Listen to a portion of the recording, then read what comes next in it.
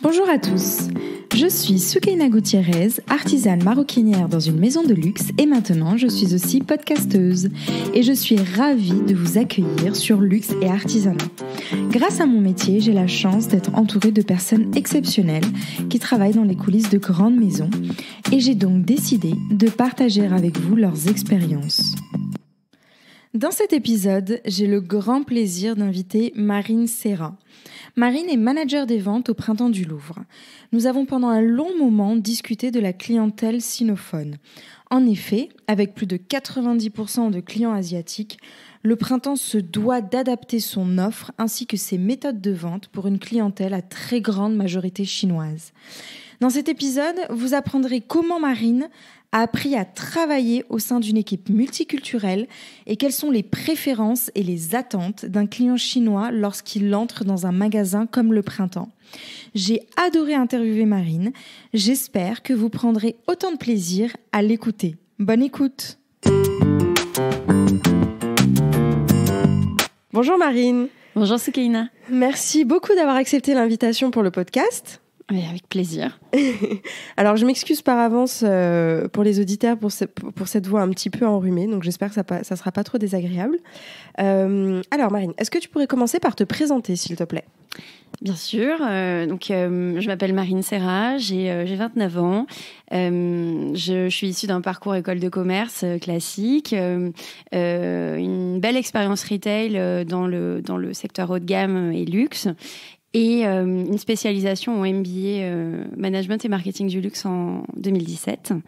Depuis 3 ans, je travaille en tant que manager des ventes en charge des sujets marketing et digitaux au Printemps du Louvre.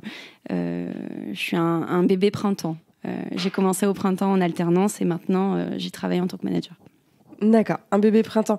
Je crois même que d'ailleurs, comment on appelle quand les filles ont 25 ans et t'as été oui. une Catherinette, c'est une ça ? Une Catherinette, oui. J'étais une Catherinette printemps lors de ma première année et c'était assez marrant comme expérience. Est-ce que tu peux expliquer aux auditeurs qui ne savent pas ce que c'est qu'être Catherinette au printemps ? Oui, les Catherinettes, c'est une fête à l'occasion de la Sainte Catherine, la sainte patronne des couturières, et donc dans toutes les maisons de luxe, on fête cette journée. Alors, vous avez deux couleurs identifiées, le vert et le jaune. Et à cette occasion, les Catherinettes, donc non mariées, dans leur 25e année, on leur fabrique un chapeau, on leur confectionne un chapeau et elles participent à un concours pour être élues Catherinette. Alors, je n'ai pas été élue Catherinette cette année-là, mais néanmoins,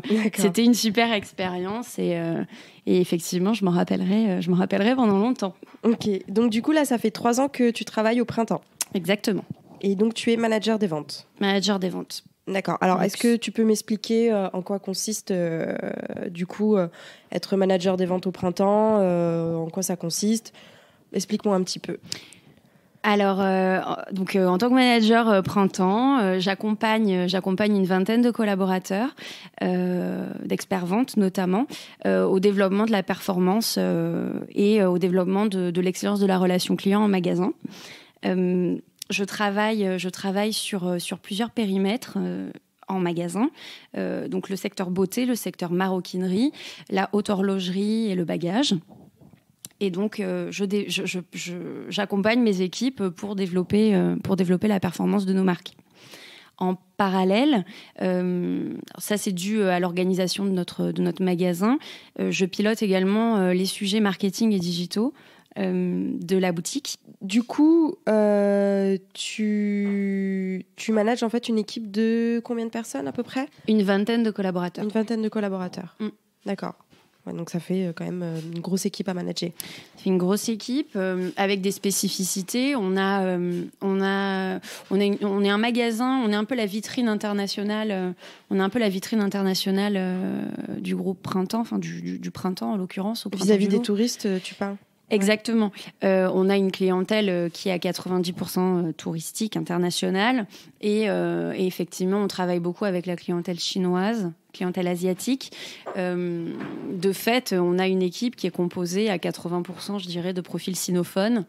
Et ensuite, on a des profils, on a des collaborateurs russes, des collaborateurs qui viennent d'Amérique latine, Afrique également. On a une équipe assez diversifiée finalement. Ouais. Donc, ok, ça c'est hyper intéressant. Et du coup, comment ça se passe de manager une équipe qui est aussi diversifiée culturellement? Explique-moi un petit peu, parce que alors déjà moi je manage pas d'équipe, donc j'imagine que déjà manager une équipe c'est pas simple tous les jours. En effet, c'est énormément d'humains. Mais du coup j'imagine que manager une équipe avec des personnes qui viennent de pays extrêmement différents, ça doit être totalement différent. Est-ce que tu peux m'expliquer un petit peu comment ça se passe? Alors effectivement, c'est un challenge. C'est un challenge au quotidien. Effectivement, le management, de manière très classique, c'est pouvoir s'adapter à chaque personnalité, à chaque singularité, essayer de faire de son mieux et d'accompagner au mieux ses collaborateurs. Dans le cadre du management interculturel, je dirais que déjà on est accompagné nous-mêmes, c'est-à-dire qu'on est formé pour ça. J'ai suivi très récemment une deuxième fois une formation justement sur le management avec des profils sinophones, donc où on aborde tous les aspects culturels, tous les modes de pensée qui peuvent justifier des différences culturelles et qui nous aident justement à adapter nos actions et à adapter nos méthodes de management face à ces profils. On va avoir des spécificités. Si je devais donner un exemple, donne un exemple concret. Disons que par exemple en tant que Français, on va avoir tendance à être très direct. On va pas forcément, on va être très direct quand on a un message à passer. On va essayer de le faire passer. On va pas tourner autour du pot, si je puis dire. Ouais. Avec un profil sinophone, ça va être différent. On va prendre un peu plus de pinces. On va avoir tendance à enrober un peu la chose, à moins tourner, à tourner autour du pot du coup et à être moins direct. On va face à un profil français, j'aurais tendance à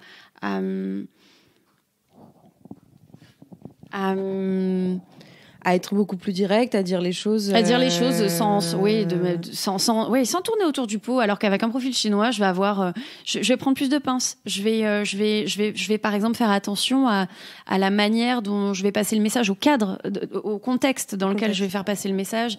On sait par exemple que le concept, le principe de perte de face est très important dans la pensée chinoise. Je vais essayer de ne pas froisser la sensibilité de mes collaborateurs et encore moins devant d'autres personnes. Et encore moins devant d'autres personnes parce que ils risqueraient de perdre la face et c'est pas du tout ce qu'on veut. Et ça t'est déjà arrivé c'est quoi les erreurs que tu as pu commettre?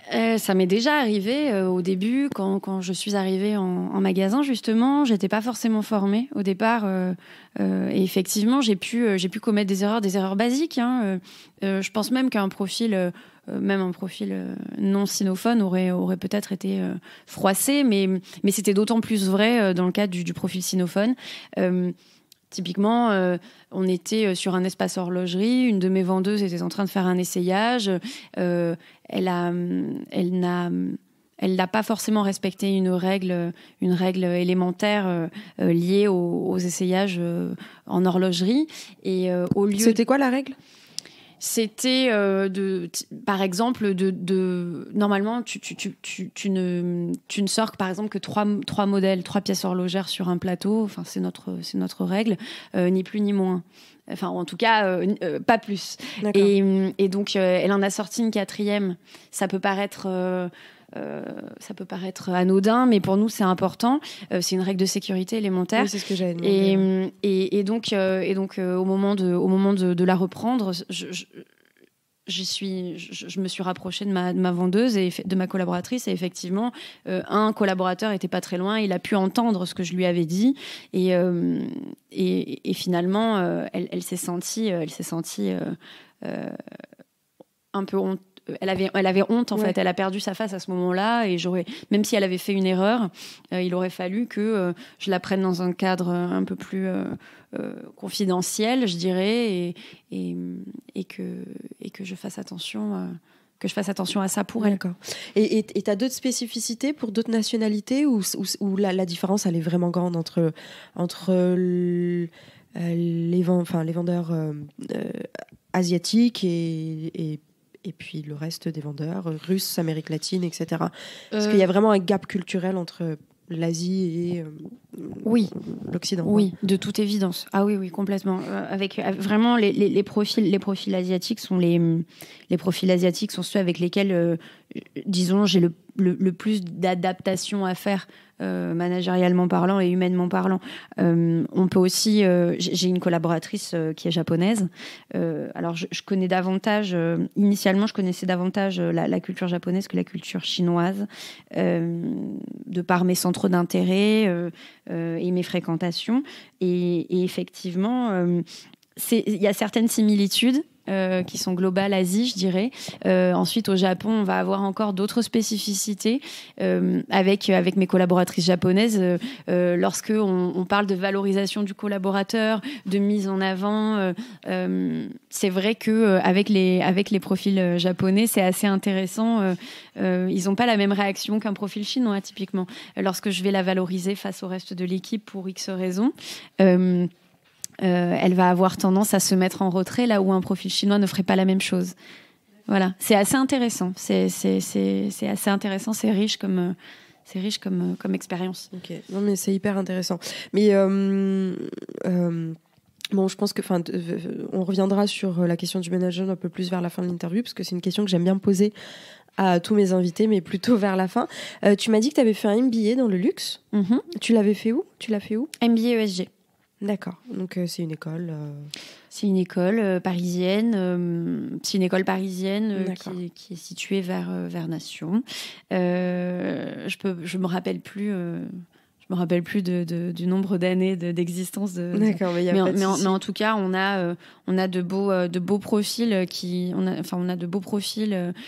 qui sortent de cette école, et un réseau, un bon réseau dans l'univers du luxe, dans de très belles maisons et de très bons professeurs également. Ok. Et t'as toujours su que tu voulais bosser dans le luxe ? Aussi loin que je me souvienne, oui. Oui. J'ai toujours été très très attirée par cet univers-là. C'est un univers qui me faisait rêver, mais très jeune. Je pense que mes premiers souvenirs, ça doit remonter à mes 13 ans. Ça m'a toujours fait rêver, ça m'a toujours attirée. Je pense que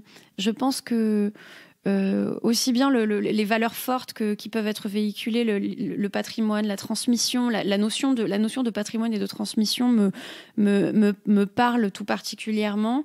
J'ai toujours été très sensible également à l'aspect, à la maîtrise qu'on peut ressentir quand on s'intéresse aux maisons, aussi bien sur l'aspect produit que sur la communication, sur toutes les actions et sur toutes les réalisations qui sont faites dans le cadre des maisons.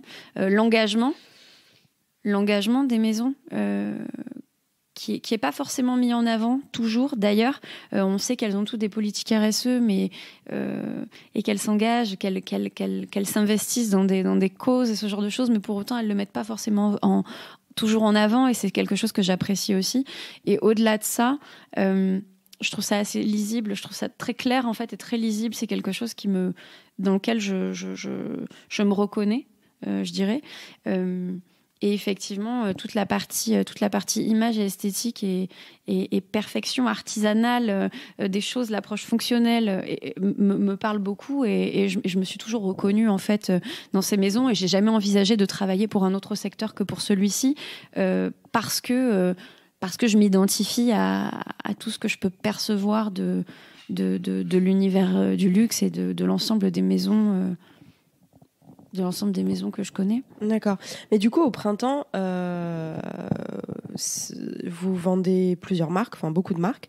Est-ce que c'est pas compliqué des fois de pas être justement en fait attaché à une maison, à une marque, à une identité, enfin le fait de devoir vendre énormément de marques en fait. Est-ce que ou non, enfin il n'y a pas de En tant que grand magasin, on a une identité propre. Donc effectivement, c'est un petit peu, c'est un petit peu schizophrénique parce que tu vas avoir effectivement, tu collabores avec énormément de maisons. Tu as des maisons de luxe, mais tu as également la présence de marques un petit peu plus, haut de gamme, voire entrée de gamme. Ça peut arriver. Donc effectivement, c'est assez intéressant c'est assez intéressant de jongler entre les deux. Mais on n'oublie pas que en tant que collaborateur printemps, on a une identité printemps, on a des valeurs printemps fortes, on a un historique fort. On a un créateur de maison qui s'appelle Jules Jaluzo. On essaie de véhiculer au quotidien, aussi bien vis-à-vis de notre clientèle que vis-à-vis de nos collaborateurs, ces valeurs de partage, d'innovation, d'élégance qui sont chères à la maison et de culture retail, puisque c'est là notre métier de retailer. Donc c'est à la fois hyper intéressant et en même temps assez facile, de la même manière que dans une grande maison comme Louis Vuitton ou comme Dior pour celles qui me viennent.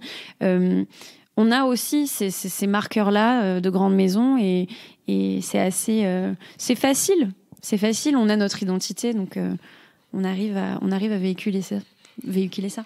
D'accord. Et donc tout à l'heure, en fait, est-ce que tu pourrais me parler de la partie marketing de ton job? Alors effectivement, je l'ai dit tout à l'heure, je suis amenée à piloter ces sujets, dans mon magasin, en local. Donc je fais le lien avec le siège, avec le marketing central. Et donc, on travaille sur deux grands aspects, je dirais. À la fois toute la partie animation, puisque l'idée, c'est de proposer la meilleure expérience client à nos visiteurs. Et d'autre part, on va vraiment travailler sur la question du trafic, de comment drainer du trafic en magasin. Et pour ce faire, donc, on va à la fois travailler sur l'expérience in-store. Donc, comment est-ce que je vais pouvoir faire en sorte que les chalands rentrent dans mon magasin. Les chalands. Alors, les personnes qui clients. les personnes qui sont à l'extérieur du magasin et qui n'ont pas encore acheté. D'accord. Donc les visiteurs du musée, par exemple. Ok. Les visiteurs du musée. Juste pour situer pour les auditeurs, le Printemps du Louvre, il se trouve où par rapport au musée? Est-ce qu'il est pour les auditeurs qui savent? Alors, le Printemps du Louvre, il est situé dans le carrousel du Louvre, juste en face de la pyramide inversée. Donc il est sous terre. Ouais. Il est sous terre et il est. En fait, quand on sort du métro. Par exemple, oui. Il est au 99 rue de Rivoli, plus exactement. Et donc il est juste derrière la pyramide inversée. Donc vous bénéficiez de cette vue lorsque vous êtes dans le magasin. Vous avez la vue sur cette magnifique pyramide. Quand il fait beau, le soleil irradie le printemps. Désolée, c'est absolument magnifique. D'avoir coupé. Donc du coup, tu disais pour les chalands. Donc effectivement, l'enjeu de trafic, faire rentrer nos chalands en magasin et les animer autour de l'expérience client, essayer de leur faire passer le meilleur moment possible pour que leur visite à Paris, puisqu'on parle beaucoup de clientèle internationale, beaucoup de touristes. Donc c'est de leur offrir la meilleure expérience possible pour que à leur retour dans leur pays respectif, ils se rappellent du printemps comme étant le magasin dans lequel ils ont vécu une expérience incroyable. D'accord. Et du coup, concrètement, ça se passe comment ? Alors là, par exemple, pour parler de notre actualité, on célèbre les 5 ans du magasin. Le Louvre a 5 ans. À ce titre, on travaille sur tout le développement d'animation dans le cadre des 5 ans du magasin. On va travailler avec la stagiaire marketing et digital que j'accompagne au quotidien sur le développement d'animation. Donc ça va être du fooding, ça va être de l'expérientiel digital, ça va être de l'atelier personnalisation pour les grandes lignes. Et on va essayer de développer ça en collaboration avec les maisons qui sont présentes en magasin et avec des partenaires extérieurs qu'on va aller sourcer pour participer à cet événement. Donc, on a toute une partie prestataire, marque, négociation et de cas de contre-achat d'animation. Et ensuite, on se rapproche évidemment des métiers printemps, donc toute la partie marketing, SI, informatique, pour voir dans quelle mesure il est possible de collaborer pour créer le projet et pour animer nos clients cette année. D'accord, ok. Et t'as parlé, t'as dit tout à l'heure en fait une partie en fait assez digitale.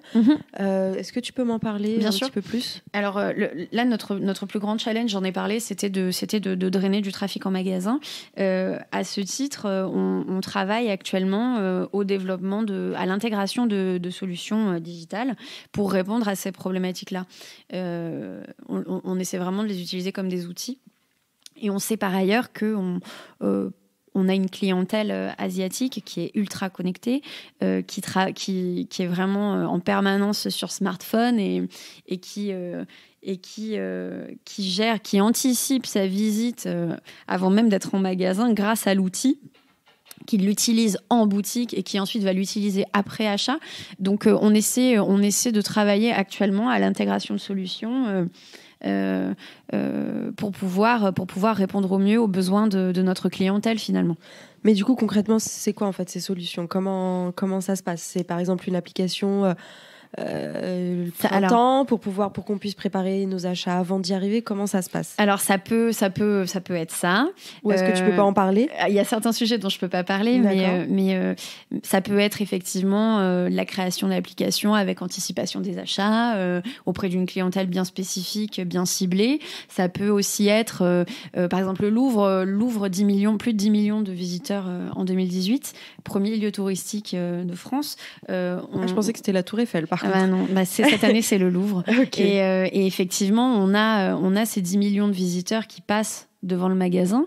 Mais pour autant, vous imaginez bien, on n'a pas 10 millions de visiteurs, on aimerait, mais on n'a pas 10 millions de visiteurs en magasin. Donc, une solution sur laquelle on peut travailler, par exemple, ça va être d'envoyer, sans rentrer dans l'aspect technique, ça va être d'envoyer des messages dans un périmètre donné, au niveau de la pyramide inversée, une zone où énormément de visiteurs se prennent en photo, etc. Ça va être d'envoyer de l'information à ses clients en leur donnant envie de rentrer dans le magasin. Ça, par exemple, c'est une solution sur laquelle on travaille et qui est un véritable enjeu pour nous cette année. D'accord. Et du coup, tout à l'heure, tu parlais donc de la clientèle du printemps, qui est surtout internationale.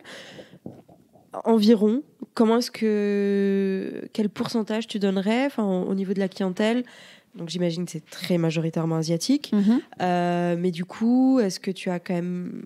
Donc, tu as dit que tu avais des vendeurs qui étaient sud-américains, russes. Enfin, si tu devais donner des fourchettes pour définir en fait d'où viennent en fait les clients du printemps.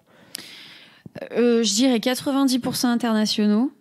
Et dans les 90%, je dirais 85% asiatiques.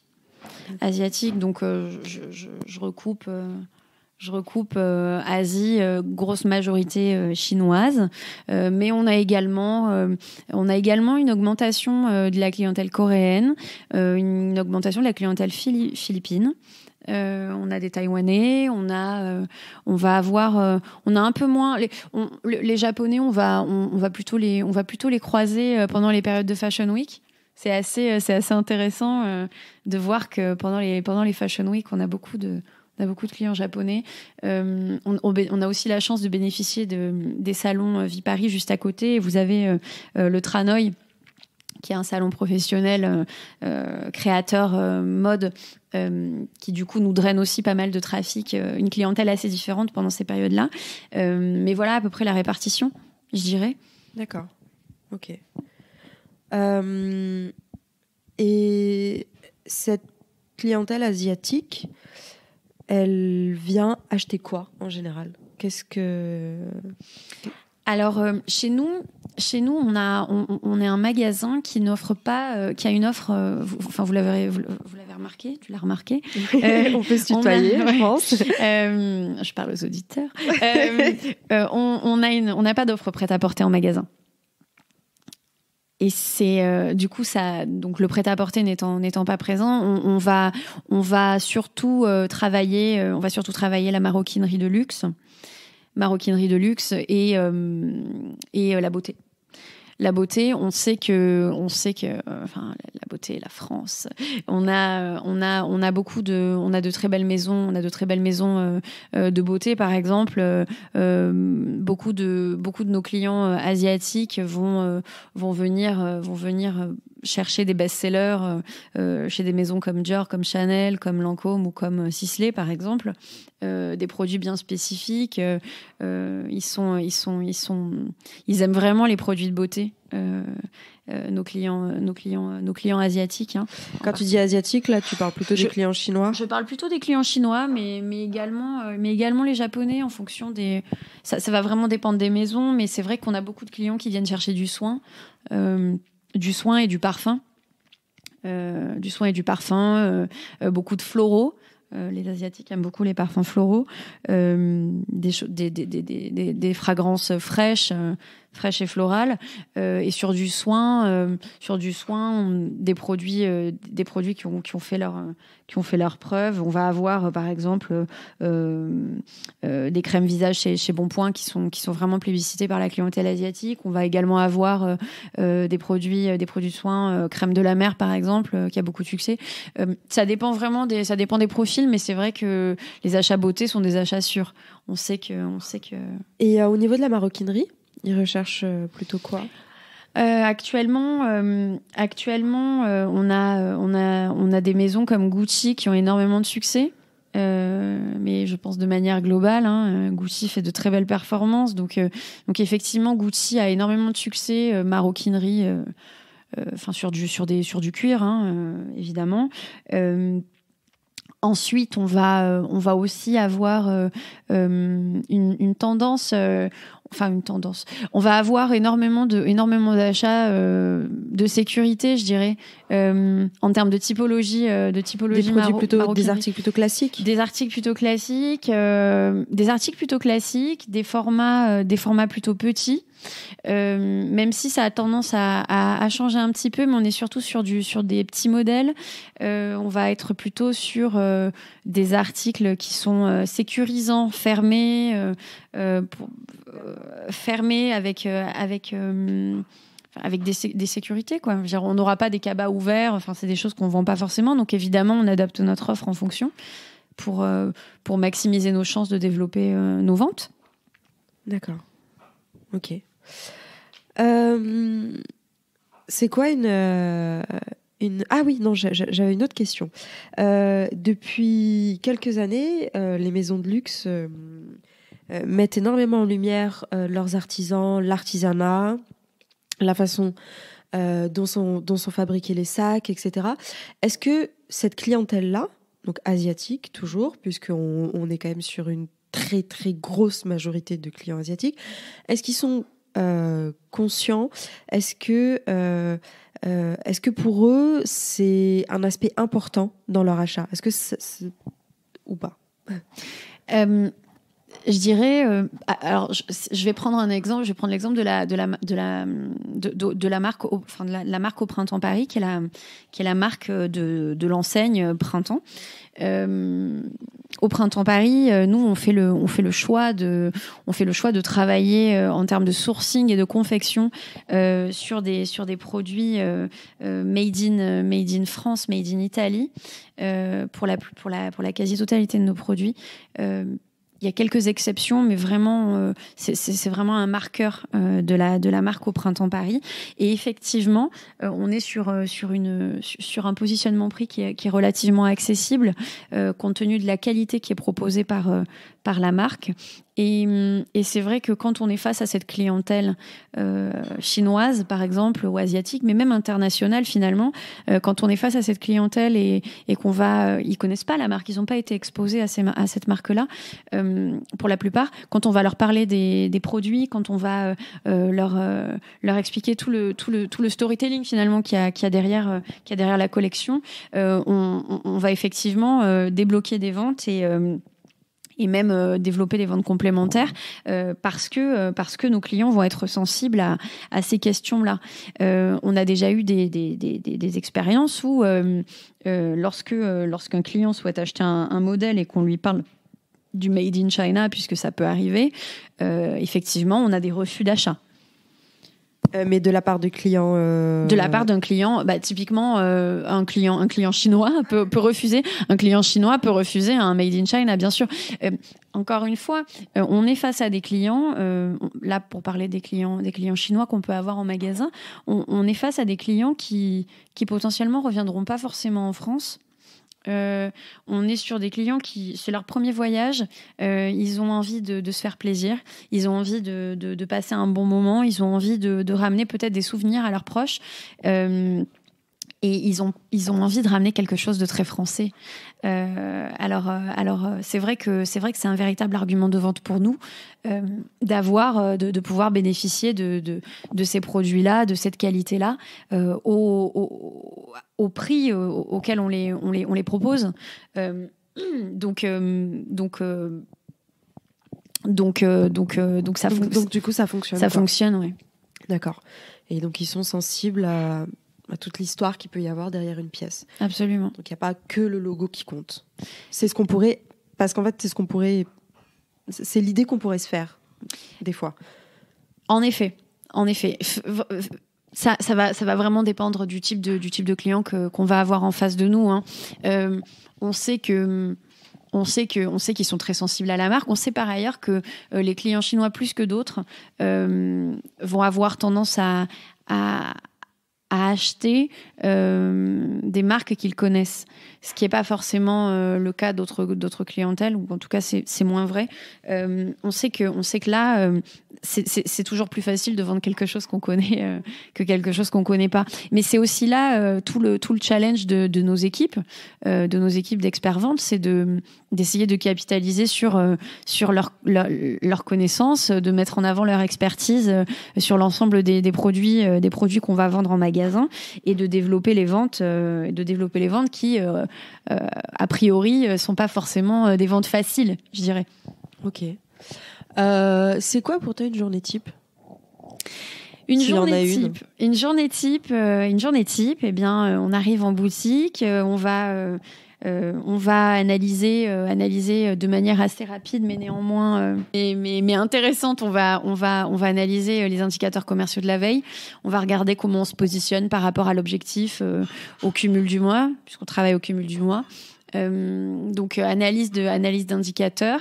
On va partir en boutique, on va faire un brief, on va définir, on va faire un point sur ce qui s'est passé la veille, très rapide, mais on va redonner les priorités de la journée, les priorités du moment, les dernières actualités, les informations importantes, et ensuite un tour de magasin, je dirais, pour ne serait-ce que pour dire bonjour aux équipes et à l'ensemble des collaborateurs. Et ensuite la journée, elle va s'articuler en fonction de la vie du magasin, en fonction de ce qui peut se passer, de la clientèle, des actions à mettre en place, mais globalement c'est comme ça que ça se passe.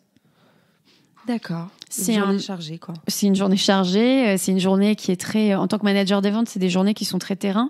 En termes de répartition, si je devais donner une répartition, dans la mesure où j'ai des missions également qui sont des missions très back-office, sur la partie marketing et digital, je dirais que je passe 70% de mon temps en magasin et 30% sur les sujets back-office, à la fois sur la partie managériale pure que sur la partie marketing et digital. Et effectivement, pour mener à bien les projets marketing et digitaux, j'accompagne une stagiaire marketing et digital au quotidien sur ces sujets. Ok. Alors, on en a déjà parlé Donc, au début, en fait, de l'interview. Mais on va en reparler un tout petit peu, donc, parce que c'est un sujet que j'aime beaucoup.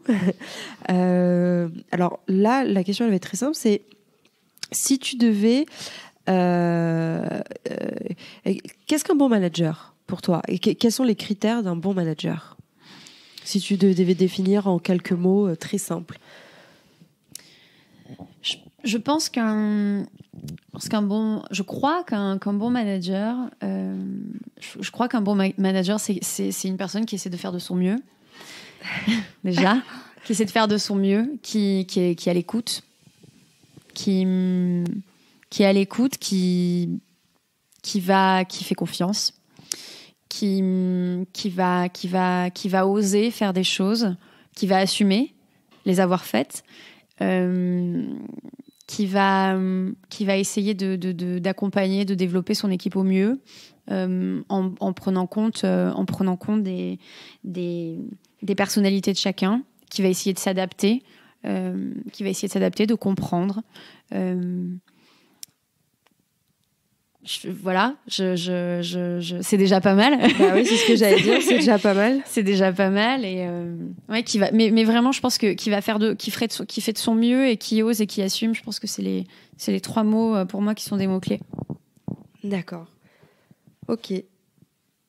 Super, merci beaucoup. Écoute, merci beaucoup Marine.